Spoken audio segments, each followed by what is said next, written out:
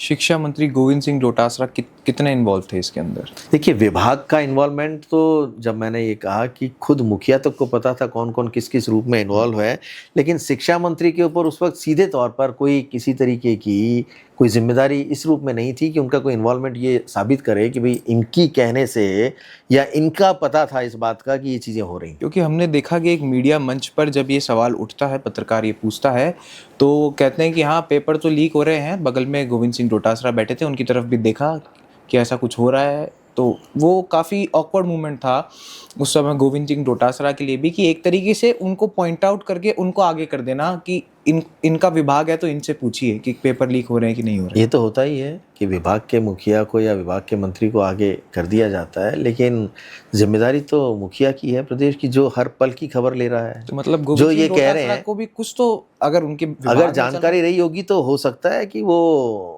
उनके भई मुख्यमंत्री का आदमी है कोई और मुख्यमंत्री का आदमी कुछ कर रहा है तो उसमें वो क्या बोलेंगे? जब मुख्यमंत्री जी ये कहते हैं कि जारोली, अरे ये तो अपना आदमी है। आप ये कहते हुए सुनो कि ये तो अपना आदमी है, तो अपने आदमी के बीच में कौन कहाँ क्या बोलेगा? तो मुझे नहीं लगता कि उनका कोई सीधे तौर पर कोई इन्वॉल्वमेंट रहा होगा। मेरी नज़र में, क्योंकि मैं मुख्यमंत्री निवास पर रहता था, मुख्यमंत्री कार्यालय पे रहता था, जो भी दिन भर गतिविधियाँ होती थी वो सब मेरी नज़र में होती थी, मुझे पता होता था।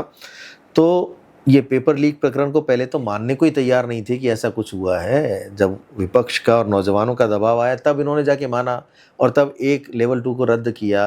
तो उस वक़्त भी जो घटना घटित हुई और जिनके ऊपर कार्रवाई की जानी चाहिए थी, वो उस रूप में नहीं की। बड़े परेशान हो गए